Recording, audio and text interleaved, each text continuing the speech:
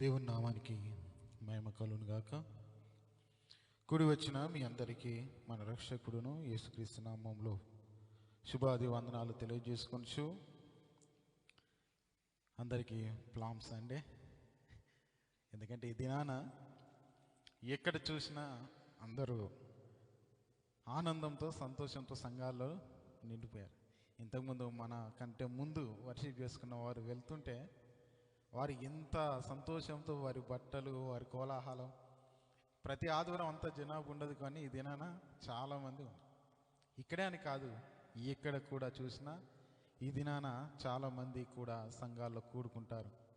తదుపరి good Friday, తదుపరి Easter, మరలా ఒకటి ఉంటుంది, మరలా క్రిస్మస్. కొంతమందికి అయితే ఏమండి ఈ 4 రోజులు లేకపోతే ఈ 4 సందర్భాలలో దేవుని యొక్క సన్నిధిలో ఎక్కువ శాతం కనిపిస్తుంటారు. కాబట్టి ప్రియమైన దేవుని వలరా మనం కూడా సందర్భానుసారంగా మనం వాక్యాన్ని కూడా ఇది నాన్న ధ్యానించుకుందాం. ఎందుకంటే ప్రియమైన వాళ్ళరా,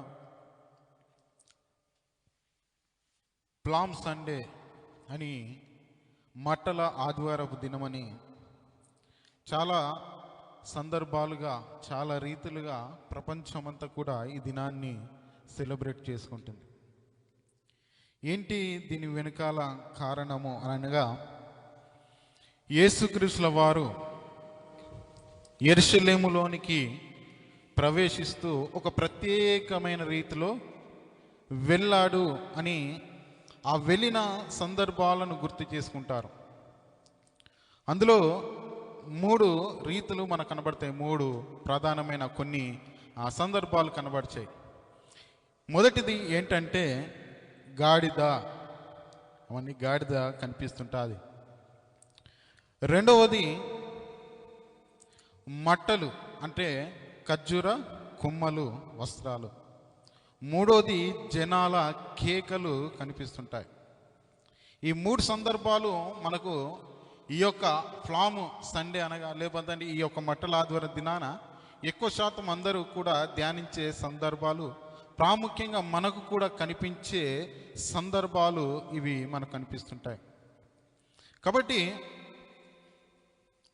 ఈ యొక్క ప్లామ్ సండే యొక్క ఆంతర్యాన్ని ఇది మనం కొన్ని నిమిషాలు మనము బైబిల్ యొక్క ధ్యానంలోనికి మనం వెళ్ళి ధ్యానించుకుందాం. మత్తయి సువార్త 21వ అధ్యాయము 1 నుంచి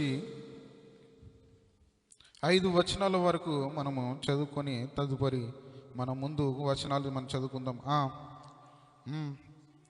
యెరూషలేమునకు సమీపించి ఒలీవ చెట్ల కొండ దగ్గర ఉన్న బెత్సావేకు వచ్చినప్పుడు యేసు ఇద్దరిని చూచి వెళ్ళుడి, వెళ్ళగానే కట్టబడి ఉన్న ఒక గాడిదయు దానితో ఉన్న ఒక గాడిద పిల్ల మీకు కనబడును, వాటిని విప్పి నా యొద్దకు తోలుకొని రండి. ఎవడైనను మీతో ఏమైనా అని ఎడల అవి ప్రభువునకు కావలసి ఉన్నవని చెప్పవలెను. వెంటనే అతడు వాటిని తోలి పెట్టునని చెప్పి వారిని పంపెను. ప్రవక్త వలన చెప్పబడినది నెరవేరినట్లు ఇది జరిగెను. అదేమనగా, ఇదిగో నీ రాజు సాత్వికుడై గాడిదను భారవాహిక పశువు పిల్ల అయిన చిన్న గాడిదను ఎక్కి నీ యొద్దకు వచ్చుచున్నాడని సియోను కుమార్తో చెప్పుడని అన్నది. చిన్న ప్రార్థన చేసుకుందాం. పరిశుద్ధుడా, ప్రేమగల ప్రియ పరలోక తండ్రి, జీవం గల దేవా, నీ ఘనమైన నామాన్ని బట్టి వందనాలు. ఇదిగో నైనా సంఘముగా మేమందరం నైనా ఈ యొక్క పునరుత్థాన దినమున నాయన నీ యొక్క సన్నిధానంలో చేరి నీ యొక్క వాక్కులు వినడానికి నాయన ఇచ్చిన కృపను బట్టి వందనాలు. ఈ సమయంలో నీ వాక్కులు ధ్యానించుకొని చుండగానైనా నీ మాటలు మా హృదయంలో నైనా ఇదిగో పదిలపరుచుకొని నీ కొరకునైనా ఉన్నతంగా జీవించి భాగ్యం అనుగ్రహించమని నీ మాటలు చెప్పినైనా కానీ నాతో కూడా నీ యొక్క ఆత్మ సహాయాన్ని అనుగ్రహించి నా నోట మీ మాట ఉంచి మీరే పలికించుకోమని యేసు క్రీస్తు నామంలో ప్రార్థించి వేడుకొంచున్నాం తండ్రి. ప్రేమన దేవుని సంగమా, చదవబడిన వాక్య భాగాన్ని మనం చూడగలిగితే యేసుక్రీస్తుల వారు యెరూషలేమునకు సమీపించి అనే ఒక మాట మనకు కనిపిస్తుంటారు. యేసుక్రీస్తుల వారు తాను మరణం అవుతున్నప్పుడు, తాను శిలువ యాగానికి సిద్ధపడుతున్నప్పుడు ఆఖరిసారి యెరూషలేముకు వెళ్తున్నాడు. మీరు బైబిల్లో ఈ కృత నిబంధనలో యేసుక్రీస్తు యొక్క జీవితాన్ని చూస్తే యెరూషలేముకు యేసుక్రీస్తుల వారు అనేక మార్లు మాత్రము వెళ్ళలేదు. నేను పరిశోధించినప్పుడు నాకు కనిపించాయి మూడే మూడు సందర్భాలు. 12వ ఏండ్ల ఉన్నప్పుడు తల్లిదండ్రులతో వెళ్ళినప్పుడు కనిపిస్తుంటుంది. రెండవది దేవాలయం ప్రతిష్ఠిత దినమని ఒక దినం ఉంటుంది, ఆ దినమందు వెళ్ళినట్టు కనిపిస్తుంటుంది. అదే సందర్భంలో ఏమండి ఈ లాజరు చనిపోతుంటారు. అంటే యెరూషలేం పక్కన ఉన్న గ్రామంలోనే లాజరు గారు, మార్త మరియ వారు నివసించే ఆ ప్రాంతం. అలాంటి సందర్భాలు కనిపిస్తుంటుంది. మరలా ఆఖరిసారి ఇదిగో శిలువ యాగానికి వెళ్తున్నప్పుడు, ఇదిగో ఆ యొక్క యూదా దేశానికి క్యాపిటల్ సిటీ అయిన ఈ యెరూషలేములో ఇదిగో ఆఖరిసారి వెళుతున్నప్పుడు మనకు కనిపిస్తుంటుంది. ఈ ఆఖరిసారి వెళ్తున్నప్పుడు ఒక ప్రత్యేకమైన రీతిలో యెరూషలేములోనికి ప్రవేశిస్తుంటాడు. ఆ యెరూషలేము సమీపించినప్పుడు ప్రియమైన వారలారా, అక్కడ నిలబడి తన ఇద్దరు శిష్యులకు తెలియజేస్తున్నాడు ఏంటంటే, ఇదిగో ఎదున ఉన్న ఒక గ్రామానికి వెళ్ళండి, అక్కడ మీకు గాడిద పిల్ల కట్టబడి ఉంటుందని శిష్యులు. ఒకవేళ ఇది ఎవరికి, మీరెందుకు ఈ గాడిదను తీసుకెళ్తున్నారు ఎవరైనా మిమ్మల్ని ప్రశ్నిస్తే, ఇది ఎవరికి కావాల్సింది? ప్రభువునకు. ఏంటి, ఒక వ్యక్తి యేసుక్రీస్తుల వారికి గాడిద కావాలని వెంటనే ఇచ్చేయడమా? అంటే అంత ముఖ పరిచయం ఉందా అని అంటే, ఈ సందర్భాన్ని కూడా ఇంకొక కోణంలో ఆలోచించినప్పుడు ఈ గ్రామం ఏంటంటే అదే లాజరు ఎక్కడైతే చనిపోయి తిరిగి లేపబడ్డాడో అదే గ్రామము. అదే గ్రామంలో ఇంకేంటంటే యేసుక్రీస్తుల వారు అక్కడ ఒక అద్భుతాన్ని చేసిన తర్వాత చాలా మంది కూడా యేసుక్రీస్తును స్తుతించడం, గణపరచడం, ఆయనను గౌరవించడం అనే సందర్భం మనకు కనబడుతుంటుంది. అందులో ఒక వ్యక్తి యొక్క గాడిదలే ఈ గాడిదలు. ఎందుకంటే ఇది ప్రభువునకు కావాల్సింది అనగానే ఆయన ఏం చేశాడు? వెంటనే ఇచ్చేశాడు. వెంటనే ఇచ్చేశాడు. సరే, ఇక్కడ మనం చూసిన భాగంలో మనం చూస్తే యేసుక్రీస్తుల వారు ప్రత్యేకమైన రీతిలో యెరూషలేము రాజనగర వీధుల్లోనికి వెళ్ళడానికి సిద్ధమవుతున్నాడు. ఆ వెళ్ళడానికి ముందు తను ఏం కోరుకుంటున్నా అంటే గాడిదను కోరుకుంటున్నాడు. గాడిద నడుచుకుంటూ వెళ్ళవలసిందే కదా. అనేక ప్రాంతాల్లో ప్రభుల వారు ప్రయాణం చేస్తున్నప్పుడు కాలినడకన వెళ్ళాడు, ఏమండి సముద్ర మార్గాన గుండా వెళ్ళాడు, చాలా రీతిలో చాలా కోణాలుగా ప్రవేశించాడు. కానీ ఇక్కడ ప్రత్యేకమైన ఒక వాహనాన్ని కోరుకుంటున్నాడు. ఆ వాహనమే గాడిద ఎక్కి వెళ్ళినట్టు మనం చూస్తున్నాం. ఎందుకు ఈ యొక్క గాడిద మీదనే ప్రయాణించాలి, యెరూషలేములోకి ఎంటర్ అవ్వాలనంటే, ఆయన జీవితమంతా కూడా ఈ ప్రవచనాల చుట్టూ, లేఖనాల చుట్టే ఉంటారు. యేసుక్రీస్తుల వారి జననం కూడా ప్రవచనాత్మకంగా ఉంటుంది, ఆయన బ్రతుకు కూడా ప్రవచనాత్మకం, ఆయన మరణము పునరుత్థానం కూడా ప్రవచనం. అందుకని కొరింథీయులకు రాసిన మొదటి పత్రికలు ఉంటాయి కదా, యేసుక్రీస్తుల వారు లేఖనముల ప్రకారము మృతు పొంది సమాధి చేయబడి లేఖనముల ప్రకారం 3వ దినాన లేపబడనని. అంటే లేఖనముల ప్రకారమే ఆయన ఏది చేసినా, ఏ కార్యక్రమమైనా ఆయన బ్రతుకంతా కూడా లేఖనము, ప్రవచనము ప్రవచించిన ప్రవక్తల గురించి కూడా ఎక్కడ కూడా ఒక్క ప్రవచనం కూడా మనకు కనిపించదు. ప్రవక్తల గురించిన ప్రవచనాలు ఎక్కడ కనిపించవు. కానీ ఆ ప్రవక్తల నోట పలికిన ప్రవచనాల ప్రకారం ప్రభు యేసుక్రీస్తు యొక్క బ్రతుకు మనకు కనిపిస్తుంటుంది.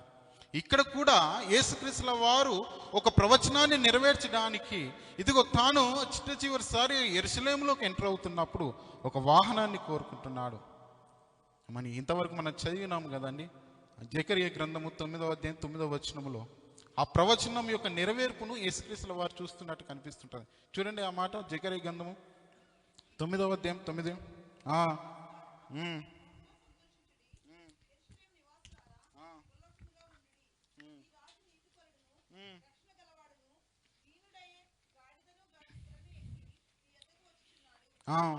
చాలండి. ఇక్కడ చూడండి, మరొకసారి చదువున్నామంట.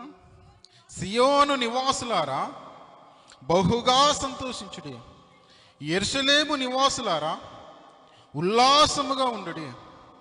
నీ రాజు నీతిపరును రక్షణ గలవాడును దీనుడునై గాడిదను దాని పిల్లయు ఎక్కి నీ యొద్దకు వచ్చుచున్నాడు. చూడండి, ఈ ప్రవచనము ఎవరి గురించి అనగా యూదా రాజుల గురించి. ఈ ప్రవచనము ఎవరి గురించి అనగా యేసు ప్రభు గురించి. ఇదిగో మీ యొద్దకు వస్తున్నప్పుడు, యెరూషలేము ప్రవేశిస్తున్నప్పుడు ఆయన ఏ రీతిగా వస్తాడో ఒక ప్రవచనం మనకు కనిపిస్తుంటుంది. ఆయన నీతిపరుడును స్వాతికుడై దీనుడై గాడిదను దాని పిల్లయు ఎక్కి వస్తాడనే ఒక ప్రవచనం. ఇప్పుడు ఆ ప్రవచనం నెరవేర్పు కూడా ఇక్కడ మనకు కనిపిస్తుంది. శిష్యులకు ఆజ్ఞ ఇవ్వగానే శిష్యులు వెళ్ళారు, కట్టబడిన ఆ గాడిదను తీసుకున్నారు, వచ్చారు. యేసుక్రీస్తుల వారు కూడా ఆ లేఖన ప్రవచనాలను నెరవేర్చుగా ఆయన ఏం చేస్తున్నంటే దాని మీద కూర్చొని ప్రయాణిస్తున్నట్టు మనకు కనిపిస్తుంటుంది. ఇక్కడ ప్రాముఖ్యంగా ఒక గాడిద కనిపిస్తుంటుంది. చాలా సందర్భాలు ఇండియా ప్రాంతంలో మనం ఉంటున్నాం కాబట్టి ఇండియాలో ఎవరైనా గాడిదలను ఎక్కువ ప్రేమిస్తారండి? ఏమని? గాడిదలను ప్రేమించరు. ఎందుకంటే ఈ మాటలు చాలామంది మతోన్మాదులు కానీ లేకపోతే అన్యులు కానీ వీరందరూ ఏ రీతిగా ఏ కోణంలో చూస్తారంటే, ఏమండి, ఇదిగో వారు దేవుడు అంట దేని మీద ప్రయాణం చేశాడు? గాడిద. గాడిద అనేది మన భారతదేశంలో ఎవ్వరు కూడా ఇష్టపడరు, దాన్ని పెంచుకోరు. ఒకటి ఏమండి, దానికంటే ఒక విలువను ఇవ్వరు. అంటే మన భారతదేశంలో దాన్ని ఎక్కువ శాతం దేనికి వాడతారంటే తిట్టడానికి. ఏమని తిట్టడానికి గాడిద అంటారు. దానికి మళ్ళీ రెండో భాష ఏమంటారు? అడ్డగాడిద అంటారు. ఏమండి, దాని తర్వాత ఏంటంటే ఏం పని పాట లేని గాడిదలు కాసుకోరా పెంచుకోరా అని మాట్లాడతారు. ఏమండి, ఇంకా కొన్నిసార్లు నేరాలు చేసిన వ్యక్తిని ఏం చేస్తారు? గాడిద మీద కూర్చునబెట్టి ఊరేగింపు చేస్తారు. ఇలా చూస్తే మన కల్చర్లో లేకపోతే మనకున్న ఆ పెరిగిన వాతావరణంలో గాడిద కంటే ఒక విలువ లేదు. ఈ దినాలు కూడా చాలామంది ఇండియా ప్రాంతంలో ఉన్న సేవకులు కూడా ఏ రకంగా వ్యాఖ్యానిస్తారంటే విలువలేని గాడిదను ప్రభు ఎంచుకున్నాడు అని చిన్నస్తారు. కానీ గాడిద మన భారతదేశానికి అది విలువలేనిది కావచ్చు, కానీ ఆ కాలములో ఏమండి ఈ యెరూషలేం ప్రాంతాల్లో లేకపోతే ఈ యొక్క అరబ్ దేశాలని కానీ ఆ ప్రాంతాల్లో ఏమని ఎక్కువ శాతము దాన్ని ప్రయాణానికి సాధనముగా వాడుకున్నారు. ఒకటి. రెండోది, రాజులైన వారు, న్యాయాధిపతులు, అధిపతులు అనే వారు ప్రయాణానికి సాధనంగా గాడిదని ఎక్కువ ఉపయోగించుకున్నారు. నేటికి చూడండి, ఈ గల్ఫ్ దేశాల్లో గాడిదని ఎక్కువ ఏమండి అరబ్ షేకులు పెంచుకుంటారు. నేను అవీర్ ప్రాంతంలో అటు సైడ్ వెళ్ళి చూసినప్పుడు వారి ఫామ్ హౌస్లలో గాడిదల గుంపు అనేది ఉంటుంది. ఒంటెలతో సహా గాడిదలను పెంచుకుంటారు. మన ఇండియాలో గాడిదలు పెంచుకున్నాం అనుకోండి, ఏమండి ఎలా ఉంటుంది? ఏమండి చాలా చిన్నగా హీనంగా చూస్తుంటారు, చాలా హీనంగా చూస్తుంటారు. కానీ నేటికి మీరు చూడండి, ఆ ఈజిప్ట్ ఏరియా కానీ లేకపోతే ఈ గల్ఫ్ కానీ ఈ మిడిల్ ఈస్ట్లో చాలా ప్రాంతాల్లో ఇప్పటికీ గాడిదలను చాలా విలువైన వాటిని ప్రేమించేవారు ఉంటారు. ఇప్పుడు చూడండి, పాత నిబంధనల గ్రంథంలో కూడా కొన్ని సందర్భంలో గాడిదలను ఏ రీతిగా వాడారో ఆ భాగాన్ని చూసి మనం ముందుకు వెళ్దాం. ఏమండి, న్యాయాధిపతులు 10వ అధ్యాయం 4వ వచనం ఒకసారి చూడండి.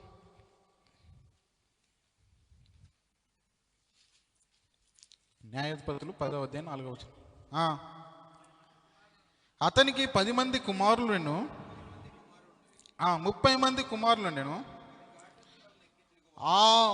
వారు 30 గాడిద పిల్లలనెక్కి తిరుగువారు, 30 ఊరులు వారికి ఉండెను. ఇక్కడ చూస్తుంటే ప్రియమైన వర్లరా, ఏమంటే ఒక న్యాయాధిపతి తనకు కుమారులు ఎంతమంది అంట? ఏమంటే 30 మంది. ఆ 30 మంది అంట ఎన్ని గాడిదలు? మరలా 30 గాడిద అనే 30 మంది 30 గాడిదలు 30 ఊర్లలో తిరిగేవారు. అంటే న్యాయాధిపతి, అధిపతులు, ధనవంతులు, డబ్బున్నవారు. ఇది మన భాషలో ఆలోచిస్తే డబ్బున్న ఒక రాజు, డబ్బున్న ఒక ఎమ్మెల్యే, డబ్బున్న ఒక మంత్రి తను ప్రయాణం చేయడానికి దేన్ని ఉపయోగిస్తున్నాడు? ఏమండి ఏమండి ఇక్కడ చూస్తే బిఎండబ్ల్యూ బెంజ్ కార్లు ఇంకా ఎన్నో వాడతారు. ఈ కాలంలో చూస్తున్న ప్రతి మంత్రులైనా ప్రతి ఎమ్మెల్యేలైనా వీరైనా వాళ్ళు ఏంది ఒక ఉన్నతమైన కార్లు, లగ్జరీ అంట, సూపర్ లగ్జరీ కార్లు అంటారు. ఒకప్పుడు కార్ అంటే మారుతి 800 ఉంటేనది గొప్ప. ఇది నాన్న ఏమని ఎంత లగ్జరీ కారు ఉన్నా దానికంటే ఇంకా ఉన్నతమైన ఉంటున్నా. కానీ ఆ కాలంలో ఎంత గొప్ప రాజైనా ఎంత గొప్ప మంత్రి అయినా న్యాయాధిపతులైనా అధికారులైనా వారు ప్రయాణించడానికి దేన్ని వాడేవారంటే గాడిదనే. ఏమని గాడిద. ఈ గాడిద గురించి ఆలోచించినప్పుడు అసలు ప్రభువారు ఎందుకు ఎన్నుకున్నారు అని అంటే గాడిద సమాధానానికి గుర్తు అంట. సమాధానానికి గుర్తు. ఏమండి కొన్ని జంతువులు మనకు బైబిల్లో కనిపిస్తుంటాయి. ఒక్కొక్క జంతువు ఒక్కొక్క దానికి సింబాలిక్గా ఉంటుంది. ఈ గాడిద కూడా దేనికంటే సమాధానానికి గుర్తు అని. మీరు కావాలంటే నెట్లో సెర్చ్ చేస్తే కనిపిస్తుంది. ఎందుకంటే నేను అవునా కాదని నేను మరలా సెర్చ్ చేశాను. ఏమండి ఎందుకంటే శాంతికి గుర్తు ఏమో పావురం కనిపిస్తుంది, కానీ సమాధానానికి గుర్తు ఏమో గాడిద.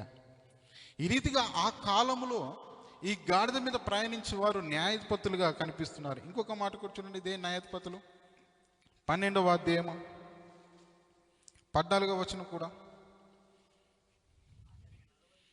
అతనికి 40 మంది కుమారులను 30 మంది మునిమనువులు నుండిరి. వారు 70 గాడిద పిల్లలు నెక్కి తిరుగువారు. అతడు 8 ఏండ్లు ఇశ్రాయేలుకు అధిపతిగా నుండెను ఉంటుంది. ఇక్కడ చూడండి ఏమండి, ఇదిగో అతనికి 40 మంది కుమారులు 30 మంది ముని మనుమలు. వారికంటే ఎన్ని గాడిదలంట? 70 గాడిద పిల్లలు. ఏమండి వారు తిరగడానికి గాడిద పిల్లలు. ఈ రీతిగా చూస్తుంటే మనకు బైబిల్లో చాలా సందర్భాల్లో ప్రవక్తలు కూడా ప్రయాణించారు. మీరు ఒక మాట ఒకరి గురించి చెప్పండి, ఏ ప్రవక్త గాడిద ఎక్కి ప్రయాణించాడు? ఏమండి బిలాము. దాని తర్వాత ఏమండి ఎలీషా కూడా చాలా సందర్భాల్లో గాడిద ఎక్కి వెళ్ళిపోతుంటారు. ఇలా చూస్తుంటే చాలా సందర్భాల్లో మనకు కనిపిస్తుంటాయి. గాడిదను వారు ప్రయాణానికి సాధనముగా దాని యొక్క విలువను గుర్తించిన వారుగా కనిపిస్తుంటారు. ఏమండి ఏదో మనం భారతదేశంలో ఉన్నాం కదా, గాడిద అనగానే చిన్న చూపు అనకూడదు. ఏదో గాడిద ఎక్కి వెళ్ళిపోయాడని ఎంతోమంది అవమానిస్తే ఏమండి మన ప్రభువును మనం అంతా చిన్నగా చూడకూడదు. అందుకని ఇది నేను చూడండి, గాడిద మన గురించి ధ్యానించుకుంటే గాడిద అది నన్న ప్రయాణానికి సాధనముగా రాజులు కూడా అధిపతులు కూడా ఇదిగో ప్రవక్తలు కూడా ప్రయాణ సాధనంగా దాన్ని వాడారు. దానికంటూ ఒక విలువను వారు చూశారు. కాబట్టి ఇదిగో యేసుక్రీస్తుల వారు కూడా ఇప్పుడు అదే గాడిదను ఎన్నుకున్నాడు.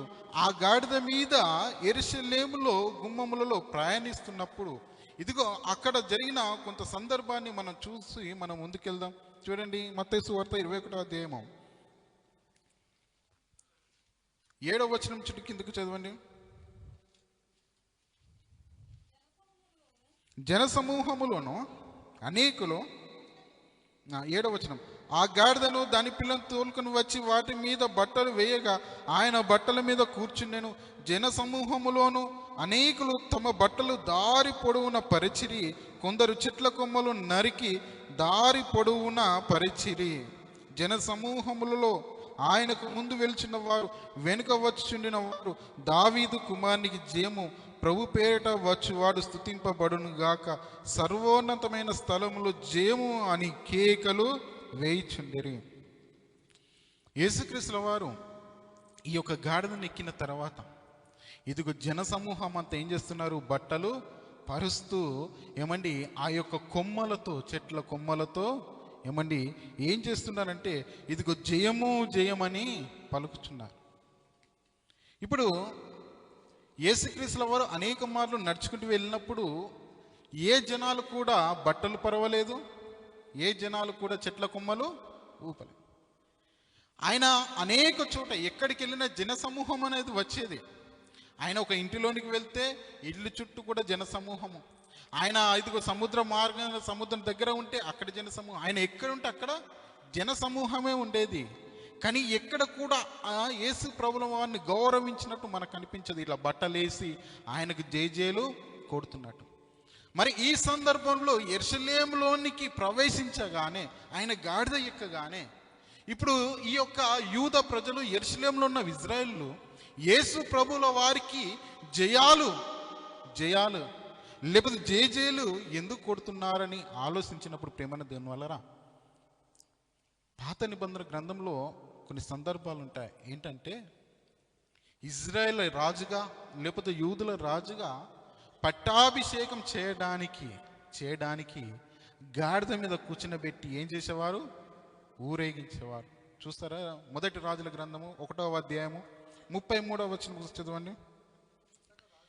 మొదటి రాజుల గ్రంథము 1వ అధ్యాయము 33వ వచనం.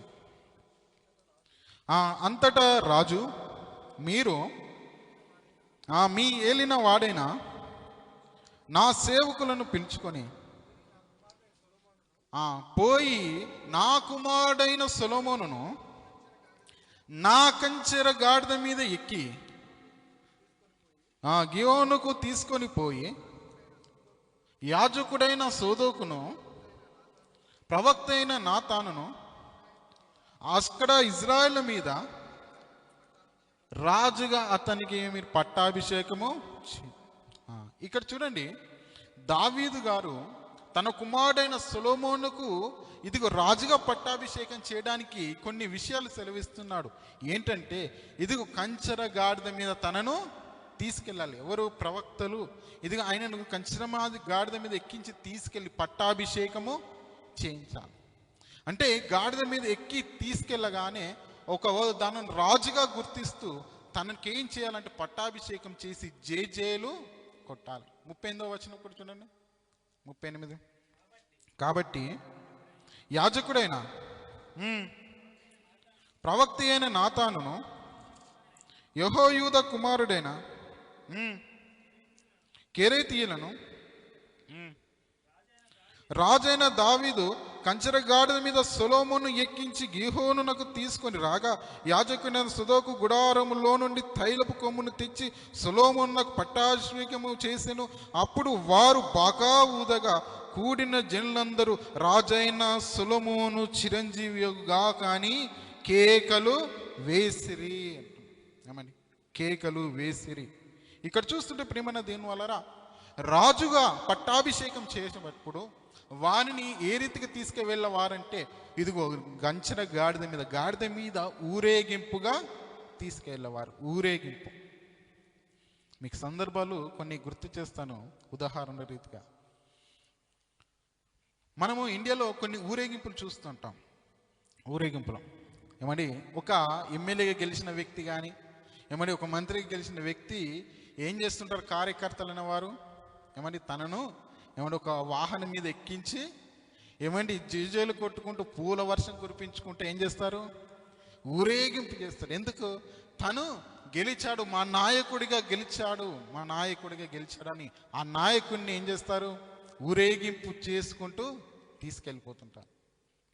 అదే రీతిగా ఏమండి ఇండియా పక్షాన కొన్ని గేమ్స్లో క్రీడాకారులు గెలిస్తే వారిని కూడా ఏం చేస్తారు?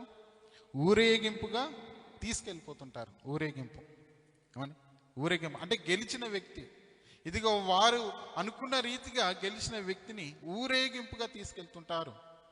ఇక్కడ కూడా యేసుక్రీస్తుల వారిని కూడా ఊరేగింపుగా ఇదిగో విజయోత్సవ ర్యాలీగా యెరూషలేము గుమ్మంలోనికి వెళ్తున్నప్పుడు అక్కడ జనాలు కూడా ఒకేసారి యేసు ప్రభుల వారిని చూసి ఇదిగో ఆ ప్రవచనాన్ని గుర్తు చేసుకుని, యూదుల రాజుగా ఇదిగో వస్తున్న ఈయనకు జయము జయము, దావీదు కుమారునికి జయమని కేకలు వేస్తున్నారు. ఎందుకు ఈ రీతిగా కేకలు వేశారు? అంతకుముందు ఎందుకు వేయలేదంటే, అంతకుముందు ఎప్పుడు కూడా ఇదిగో ఆయన గాడిద మీద ఎప్పుడు కూడా ప్రవేశించనే లేదు. అమండి ఇక్కడ చూసినప్పుడు ప్రత్యేకమైన రీతిలో ప్రవేశిస్తున్నాడు యెరూషలేము ఈ వీధుల్లోనికి. దాంట్లో ప్రవేశించినప్పుడు జన సమూహం అంతా కూడా ఏమైపోయిందంటే బట్టలు పరిచి, ఇదిగో యూదుల రాజు వస్తున్నాడని, ఇదిగో దావీదు కుమారునికి జయము, ప్రభు పేరిట వస్తున్న వాడు స్తుతింపగనును గాక, సర్వోన్నతమైన స్థలంలో జయము జయమని కేకలు వేశారు. కేకలు. ఎంత కేకలు అంటే, ఇదిగో మేము ఎదురు చూసిన మెస్సయ్య, మేము ఎదురు చూస్తున్న రాజు, యూదుల రాజు ఇదిగో వస్తున్నాడు, జయము జయమని, ఓసన్న అని. ఏమని ఓసన్న అనే మాట ఏమండి, అది అరమిక్ అంటే సిరియా భాష. దానికి అర్థం ఏంటంటే మమ్మల్ని రక్షింపుము అని, రక్షింపుము అని. ఓసన్న జయమని మనం అంటాం కదండి. ఓసన్న అనే బాట దానికి అర్థం ఏంటంటే రక్షింపుము అని. ఇప్పుడు ప్రభుల వారు ఆ గాడిద మీద ఇదిగో యెరూషలేములోనికి వస్తున్నప్పుడు అందరూ కూడా ఓసన్న జయము జయము జయమని కేకలు వేస్తూ వచ్చారు. యేసుక్రీస్తుల వారిని రాజుగా గుర్తించారు. ఎందుకంటే రాజు గాడిద మీద పట్టాభిషేకానికి రాజవీధుల్లోనికి ఏ రీతిగా వస్తాడు? విజయోత్సవంగా వస్తాడు. ఏమండి, కానీ మన ప్రభువైన యేసుక్రీస్తుల వారు రాజుగా తాను ఆ గాడిద మీద యెరూషలేము గుమ్మంలోనికి ప్రవేశిస్తున్నాడు. జనాలంతా కూడా చూస్తున్నారు, ఆయనకు జేజేలు కొడుతున్నారు. తెలియని వారు కూడా ఏమైపోతున్నారంటే ఈయన ఎవరో అని కలవరి పడిపోతున్నారు. అప్పుడు చాలామంది సెలవిస్తున్నాడు, ఈయన ఎవరో కాదు, ఈయన మెస్సయ్య అని. ఇదిగో యేసుక్రీస్తుల వారి గురించిన ఇదిగో ప్రకటన, యేసుక్రీస్తుల వారి గురించి జేజేలు, యేసుక్రీస్తుల వారి గురించిన వార్త యెరూషలేము వీధుల్లో ఏమైపోతుందని అమ్మని ప్రకటింపబడుతుంది. యేసుక్రీస్తుల వారు యెరూషలేములో ప్రవేశిస్తున్న ఆ సందర్భాన్ని చూస్తే ప్రియమైన దేవుని వల్లరా, ఆ యూదులలో ఏమంటే న్యాయాధిపతులు కానీ, ఆ యూదులలో ఉన్న అధికారులు కానీ, శాస్త్రులు, పరిచయులు, ఇదిగో ఈ విషయం కూడా ఎక్కడి దాకా వెళ్ళిపోయిందంటే యూదా రాజు దగ్గర దాకా, ప్రధాన యాజకుని దగ్గర. ఎందుకంటే ఏమండి ఆ కోలాహలం ఎప్పుడు లేని ఈ యొక్క వింతైన ఎంట్రీ, ఎప్పుడు జరగని వింతైన ఆ విజయోత్సవ ర్యాలీ యేసుక్రీస్తుల వారు ఆఖరి క్షణాన శిలువ యాగానికి వెళ్తున్నప్పుడు జరిగిన సందర్భం. అందుకని యూదా చరిత్రకారుడు జోసిఫస్ తన యొక్క దాంట్లో రాసినది ఏంటంటే, యేసుక్రీస్తుల వారి యొక్క ఈ ట్రంపల్స్ ఎంట్రీ అంటే ఈ విజయోత్సవ ర్యాలీ లేదంటే ఈ యెరూషలేములోనికి ప్రవేశించిన ఆ రీతి ఎప్పుడు అంటే ఇదిగో రాజైన అలెగ్జాండర్ యొక్క జీవితంలో జరిగింది. దాని తర్వాత మహారాజైన అగ్రిప్ప జీవితంలో జరిగింది. వారిని కూడా ఇదే రీతిగా ఊరేగింపు చేశారు. కానీ దాని తర్వాత చాలా కాలానికి మరలా యేసుక్రీస్తుల వారిని ఈ రీతిగా ఊరేగింపుగా తీసుకువెళ్ళినట్టుగా, ఏమండి ఆయన గాడిద మీద కూర్చుని తీసుకువెళ్ళినట్టుగా ఆయన ఏం చేశాడంటే తన యొక్క చరిత్రలో ఇదిగో రాశాడు ఏమని జోసిఫస్. అందుకని ప్రియమైన దేవుని వల్లరా, యేసుక్రీస్తుల వారు చివరి దినాల్లో యెరూషలేములోనికి వెళ్ళిపోతున్న ఆ క్షణాన ఇదిగో తనకు దక్కిన గౌరవం, తనను యూదా రాజుగా గుర్తించిన రీతి ఏమండి ఇదిగో మనకు కనిపిస్తుంటుంది. ఈ ర్యాలీ ఎక్కడి వరకు జరిగింది? ఈ విజయోత్సవం ర్యాలీ ఎక్కడి వరకు అంటే చివర ఎక్కడ ముగియబడ్డదండి? ఏమండి గొల్గొతా కొండ మీదనే యెరూషలేము వీధుల్లో ప్రారంభమైంది. ఇదిగో ఆఖరికి ఎక్కడికి వెళ్ళిపోయింది? గొల్గొతా కొండ. ఎందుకంటే ఈ యెరూషలేములోనికి ప్రవేశించిన కొన్ని దినాలకే యేసుక్రీస్తుల వారు పట్టబడడం, యేసుక్రీస్తుల వారు ఇదిగో శ్రమలలోనికి వెళ్ళిపోవడం, తర్వాత మరలా అదే యెరూషలేము గుమ్మములో రక్తపు మడుగులలో ఆయనను ఏం చేశారు? మరలా ఇక్కడ చూస్తుంటే వస్త్రాల మీద తనను తీసుకెళ్ళిపోతున్నారు. ఏమండి ఇదిగో ఖర్జూరపు మట్టల మీద తనను తీసుకువెళ్తున్న మరలా అదే వీధిలో ఆయన రక్తపు మడుగుల్లోనికి ప్రవేశించారు. అప్పుడు జనాలే ఉన్నారు, ఇప్పుడు జనాలే. అందుకని ఇక్కడ చూస్తే ప్రియమైన దీనివలరా ఇదిగో ప్రత్యేకమైన రీతిగా మనకు కనిపిస్తున్న ఈ ఒక విజయోత్సవ ర్యాలీ ప్రభుల వారిని ఇదిగో రాజుగా గుర్తించడం, ఆయన గాడిద ఎక్కగానే ఇదిగో రాజుగా ఆ ప్రవచనం నెరవేర్పుగా ఇదిగో వారందరూ కూడా ఆయనను గౌరవిస్తూ వచ్చారు. ఏమని ఈ గౌరవము మరలా ఇక్కడి వరకు చేరిపోయింది. ఆ వార్త అనగా ఇదిగో ప్రధాన యాజకుడి దగ్గరికి చేరిపోయింది, యూదా రాజు దగ్గరికి చేరిపోయింది. అప్పుడు ఆ రాజు అంటాడు, ఏమని యేసుక్రీస్తుల వారిని నిలబెట్టినప్పుడు వీళ్ళందరూ అంటున్నారు, నువ్వు యూదుల రాజు అంటున్నాడు. నువ్వు నిజమే యూదుల రాజువేనా అంటే ఏమన్నాడు? నీవన్నట్టే అన్నాడు. అవును, ఎందుకంటే ఆయన గురించిన ప్రవచనాలు చూడండి. ఆయన యూదుల రాజుగా జన్మిస్తాడనగానే జ్ఞానులందరూ కూడా ఎక్కడికి వెళ్ళారు? ఏమండి రాజు ఇంటికి వెళ్ళిపోయాడు. అయ్యా మీ ఇంట్లో ఎవరో కుమారుడు జన్మించాడు, యూదుల రాజుగా జన్మించాడని ప్రవచనాలు ఉన్నాయి, మీ ఇంట్లో జన్మించాడని. అంటే ఆయన జన్మ కూడా రాజుగానే. ఇదిగో ఆయన యెరూషలేము ఎంట్రీ కూడా చివరిగా ఎంట్రీ కూడా అది కూడా యేసుక్రీస్తుల వారు రాజుగానే. ఆయన మరణం కూడా రాజు. అందుకని ప్రియమైన దేవుని వలన ఆయన మరణం కూడా ఇదిగో యూదుల రాజుగానే మరణించినట్టు మనకు కనిపిస్తుంటుంది. కాబట్టి చూడండి, యేసుక్రీస్తుల వారు రాజు అంటే రాజే. అందుకని ప్రవీణ్ పడగాల గారు ఏమని ఆయన వాక్యంలో ఈ మధ్యలో చూస్తున్నప్పుడు ఆయన ఎక్కువ శాతం ఏం చెప్తా అంటే రాజు ఈజ్ మై కింగ్ అంట. కింగ్ అంట. నిజమే, ఆయన రాజు. ఆయన ఏలాయితీగా ఆయన చూస్తే ప్రియమైన దేవుని వలన ఆయన బ్రతికిన ఆ బ్రతుకు, ఆయన బ్రతికిన అన్ని నాళ్ళు కూడా రాజుగా మనకు కనిపిస్తుంటాడు. ఇమని ఆయన మరణించిన తర్వాత తన రాజ్యాన్ని స్థాపించి, ఆయన మరణం ద్వారా రాజ్యాన్ని స్థాపించాడు. ఆ రాజ్యములో ఇదిగో ఎలైతిగా ఉందనంటే దీన్ని అంతము చేయడానికి కూడా ఎవరికి శక్తి సామర్థ్యాలు సరిపోరు. ఏమని రాజుగా ఎంటర్ అయిన ఆ దినాలలో తర్వాత మరణమై ఆయన ఒక రాజ్యాన్ని స్థాపిస్తే ఆ రాజ్యము అంతము లేని రాజ్యముగా దానియేలు గ్రంథంలో ఉంటుంది. ఆయన రాజ్యము అంతము లేనిది, దీన్ని అంతము చేయలేనిది, అంతము చేయలేనిది. ఇదేనా ఏమండి చిన్న చిన్న రాజ్యాలు ఉంటాయండి.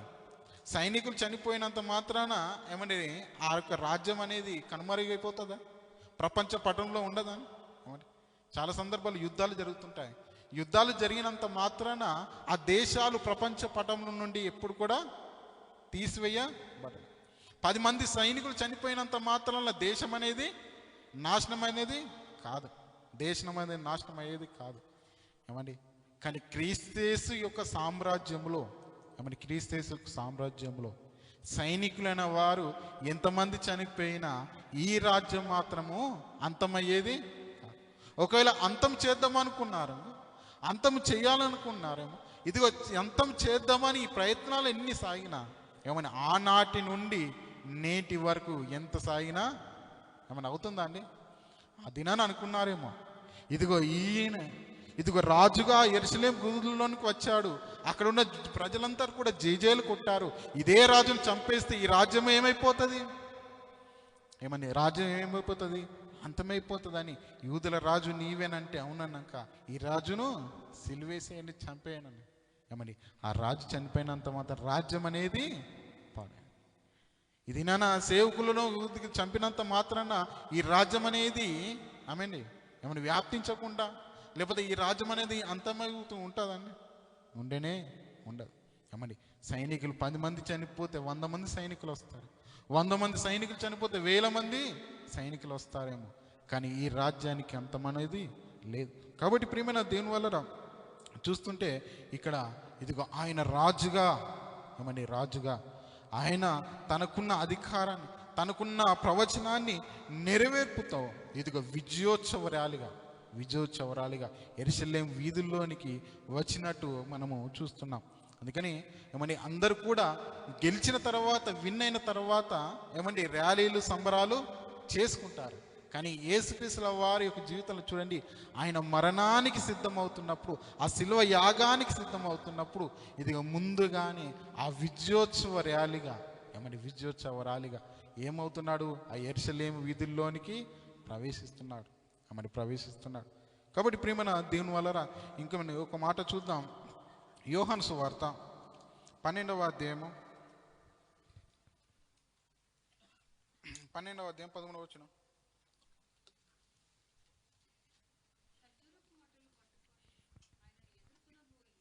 ఖర్జూరపు మట్టలు పట్టుకొని ఆయనను ఎదుర్కొనబోయి జయము ప్రభు పేరిట వచ్చుచున్న ఇజ్రాయేలు రాజు స్తుతింపబడునుగా కానీ కేకలు వేసిరి. సియోను కుమారి భయపడకుము, ఇదిగో నీ రాజు గాడిద పిల్ల మీద ఆసీనుడై వచ్చుచున్నాడు అంటున్నాడు. ఇక్కడ చూస్తే ఖర్జూర మట్టలతో ఆయనను ఎదుర్కొనబోయి. మనం ఇప్పటివరకు 3 సందర్భాలు అనుకున్నాం. ఒకటి గాడిదకున్న విలువను మనం చూసాం. గాడిదకున్న విలువ ఏమండి తర్వాత ప్రభులేసు వారు రాజుగా ఆ గాడిద మీద ఆసీనుడై యెరూషలేములోనికి వచ్చిన సందర్భాన్ని చూస్తున్నాం. ఇక్కడ చూస్తుంటే ఖర్జూరపు మట్టలు, ఏమండి మట్టలు. ఎందుకంటే ఈ యొక్క ర్యాలీలో మూడు విషయాలు గాడిద కనిపిస్తుంటుంది, ప్రభులైన యేసుక్రీస్తుల వారు ఆసీనుడైన సందర్భం, తర్వాత ఖర్జూర మట్టలు. ఏమండి ఈ ఖర్జూర మట్టల గురించి కూడా చూస్తుంటే ఎందుకు వారు వాటిని పట్టుకొని జేజేలు జేజేలు అని ఇదిగో కేకలు వేస్తూ వచ్చారని అంటే, ఏమండి లేవి కాండంలో ఒక సందర్భం ఉంటుంది. యేసు ప్రభు అయిన దేవుడు లేకపోతే యెహోవా ఇదిగో వారికి ఆజ్ఞాపిస్తున్న ఒక సందర్భం ఏంటంటే, మీరు ఇదిగో ఖర్జూర మట్టల చేత ఈత కొమ్మల చేత ఇదిగో ప్రభువునకు ఉత్సాహ గానము చేయుడి అనే ఒక సందర్భం కనిపిస్తుంటుంది. అమ్మండి చదవండి, లేవి కాండము 23:40 కూర్చొని చదవండి.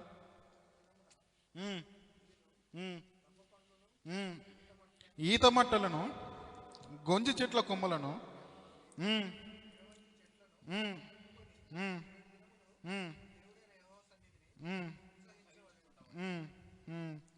చాలు. ఇక్కడ చూడండి ఏమండి, ఉత్సాహానికి, వారి యొక్క సంతోషానికి, ఇదిగో విజయానికి, ఏమండి ఇదిగో దానికి గుర్తు ఏంటంటే ఏమండి ఈ యొక్క మట్టలు, ఏమండి ఆ చెట్ల కొమ్మలు. అందుకని ఇదిగో గణపరచడానికి, ఉత్సాహించడానికి, ఆనందించడానికి వారు ఉపయోగించేది ఏంటంటే మట్టలు. అందుకని ఆయన ఎంటర్ అవ్వగానే ఆయనకు జయాలు కొడుతూ వారు ఏం చేస్తున్నాడు, స్తుతింపబడునుగాక దావీదు రాజుకు జయము సర్వోన్నతమైన స్థలములో. అమ్మండి ఆయనను గణపరుస్తూ గణపరుస్తూ ఏం చేస్తున్నట్టే ఆ మట్టలు పట్టుకొని ఇది ఊపుతూ గణపరుస్తున్నారు. ఏమండి అంటే ఆ దినాన దేవుడు ఒక ఆజ్ఞాపించాడు, గణపరచడానికి, ఉత్సాహగానం చేయడానికి ఇదిగో ఈ కొమ్మలను పట్టుకొని గానం చేయాలని. అందుకని ప్రియమైన దేవుని వలన యేసుక్రీస్తుల వారు కూడా ఇదిగో ప్రత్యేకమైన రీతిలో ఇదిగో ఆ యెరూషలేములకు ప్రవేశించినట్టు మనం చూస్తుంటాం. అందుకని ఈ యొక్క ఆఖరి క్షణాలు, ఆ ఆఖరి జీవితాన్ని చూస్తే యెరూషలేము ప్రాంతంలో ఎంతో కొన్ని దినాలు ఆయన ఎక్కువ కాలం అనేది బ్రతకలే. మీరు చూడండి, ఆయన పస్కా పండుగ ప్రారంభమైన దినాలలో ప్రవేశించాడు. పస్కా పండుగ ప్రారంభమైన దినాలలో ఎందుకనంటే ఇదిగో తను ఆ యొక్క శిలువ యాగానికి దరిగే అవుతున్నప్పుడు ఆ పండుగ దినాల్లో ప్రారంభించాడు. యెరూషలేములో కొన్ని సందర్భాలలో ఏమంటే ఆ యెరూషలేం వీధులలో తిరిగాడు, యెరూషలేము దేవాలయం యుద్ధకు వెళ్ళాడు. ఆ దేవాలయం ఉన్న పరిస్థితులను అక్కడ చూసి ఏం చేశాడు, దుఃఖపడ్డాడు. అనేక సందర్భాల్లో శాస్త్రులను, పరిచయులను, ఏమంటే సద్దుకేయులను హెచ్చరించిన సందర్భాలు మనకు కనిపిస్తాయి. దాని తర్వాత యేసుక్రీస్తుల వారిని ఇదిగో పట్టుకొని మరలా ఏమండి శిక్షలోనికి తీసుకువెళ్ళినట్టు కనిపిస్తుంటాయి. అంటే ఆఖరి క్షణాలలో ఏమండి ఇదిగో యెరూషలేములోనికి వెళ్ళినట్టే మనం చూస్తుంటాం. మిగతా సందర్భాల్లో మనకి ఇక్కడ కూడా ఎక్కువ సందర్భాలు యెరూషలేములో ఏమండి కనిపించిన సందర్భాలు మనకు ఉన్నాయి. కాబట్టి ప్రేమైన దేవుని వలన ఆ యొక్క ఆకర్షణాలలో పస్కా దినాలలో ఇదిగో బలి అయిన ఏమండి గొర్రె పిల్ల అని మనం చదువుతున్నట్టు ఆ బలియాగానికి వెళ్తున్న ఏమండి యేసుక్రీస్తుల వారిని మనం ఏ రీతిగా చూస్తున్నామంటే ఒక గాడిద మీద ప్రయాణం చేస్తున్నట్టు. అందుకని ఈ సందర్భాన్ని ఆలోచించినప్పుడు ఇండియాలో కొన్ని ఫెస్టివల్స్ ఉంటాయండి, కొన్ని ఫెస్టివల్స్. ఆ ఫెస్టివల్స్కి ఏం చేస్తామంటే హిందువులు కొన్ని సంప్రదాయాలు ఏమండి ఆ బలి ఇచ్చే ఆ గొర్రెని కానీ ఆ యొక్క మేకను కానీ వాటిని ఏం చేస్తారు, ఊరేగింపుగా తీసుకెళ్తారు. దానికి ఒక దండేసి ఏమంటే దానికి కొంత ఒక వింతైన ఆకారంగా చేసి ఏం చేస్తుంటారు, ఊరేగింపుగా తీసుకెళ్తుంటారు. ఏమండి ఇండియా ప్రాంతంలో కొన్ని సందర్భాల్లో మనకు కనిపిస్తుంటాయి. ఏమండి దాన్ని కూడా ఊరేగింపు అంటే దాన్ని బలి ఇచ్చడానికి కూడా దాన్ని ఏం చేస్తారు, ఊరేగింపుగా తీసుకెళ్తుంటారు. ఒకవేళ ఏమండి ఆ సందర్భాల్లో కూడా వేప కొమ్మలు పెట్టేసి ఇంకా ఏమండి చాలా ఉన్నతమైన రీతిలో మీరు ఒకసారి దాన్ని ఇమాజిన్ చేసుకోండి. చేసుకున్న తర్వాత ఇక్కడ కాండి యేసుక్రీస్తును కూడా బలియాగానికి ఏమండి బలియాగానికి ముందు ఏం చేస్తున్నారు, తీసుకెళ్తున్న ఊరేగింపు, ఏమండి ఊరేగింపుగా తీసుకెళ్తున్న సందర్భం. అంటే ఆశ్చర్యం, అంటే యేసుక్రీస్తుల వారు బలి అవ్వాలంటే ఆయన గాడిద ఎక్కి యెరూషలేము వీధుల్లో వెళ్ళవలసిందే. ఏమండి దానికి ప్రవచనము, ఆ ప్రవచన నెరవేర్పు ఈ సందర్భాలన్నీ చూస్తే ఇదిగో ఆయన గాడిద మీద ప్రవేశించగానే అప్పటి వరకు ఉన్న వారందరూ కూడా ఆ ప్రవచనాన్ని గుర్తించుకొని ఆయన రాజుగా చూసి రాజుగా కేకలు వేసి ఇదిగో ఆయనను ఊరేగింపుగా తీసుకువెళ్ళిన ఆ సందర్భాలన్నీ మనం చూస్తుంటే ఇదిగో మట్టలాది యొక్క విశిష్టత మనకు కనిపిస్తుంది ప్రియమైన దేవుని వల్ల. కాబట్టి ఇదిగో ఆ మట్టలు దేని గుర్తు అంటే ఉత్సాహానికి గుర్తు, ఆ గాడిద దేని గుర్తు అంటే సమాధానానికి గుర్తు. ఇదిగో ప్రభువైన వారు ఆ యెరూషలేము వీధుల్లో ఏ రీతిగా వెళ్తున్నారంటే యూదుల రాజుగానే ప్రవేశిస్తున్నాడు ఏమండి. ఇదిగో ఆ యూదుల రాజుగా ఏమండి విజయోత్సవ ర్యాలీగా వెళ్తున్న ఆ దినమే ఇదిగో మట్టల ఆదివారం. కాబట్టి ప్రియమైన దేవుని వల్లరా ఇదిగో దీంట్లో మనము తెలుసుకోవాల్సిన విషయం, లేకపోతే మనము దీని ద్వారా ఆధ్యాత్మికంగా ఏమండి ఇదిగో గ్రహించవలసిన విషయం ఏంటంటే ప్రియమైన దేవుని వల్లరా ప్రభువారు ఇదిగో గణపరచడానికి, ప్రభువారిని మోయడానికి, ప్రభువారికి ఒక ఉన్నతమైన విలువ రాజుగా గుర్తింపు తీసుకువచ్చింది ఏంటంటే గాడిద ఏమండి. ఎందుకంటే గాడిద ఎక్కగానే రాజుగా, ఎందుకంటే రాజు అయిన వారు పట్టాభిషేకంగా దేని మీద వెళ్ళాలండి? గాడిద ఏమండి. అంటే ఒక గాడిద, అది కూడా ప్రభువుల వారు అంటున్నాడు ఇది నాకు కావలసింది అంటున్నాడు ఏమండి. అంటే ఇది నా ప్రభువును మోసే, ప్రభు యొక్క భారాన్ని మోసే ఆ సువార్త భారాన్ని మనం మిదేసుకొని ప్రభుల వారు ఇదిగో ఈ యొక్క క్రీస్తు సామ్రాజ్యానికి రాజు అని ఆ రాజ్యవ్యాప్తిలో ఇదిగో మనం కూడా ఆ ప్రభు యొక్క భారాన్ని మోసే వారిగా మనము ఉండాలి. ఎందుకంటే ఆయన రాజుగా మనం మోసి ఆయన యొక్క రాజ్యాన్ని అనేకులకు ప్రకటించి ఆయన రాజ్యంలోనికి తీసుకొచ్చే వారిగా మనం ఉండాలి.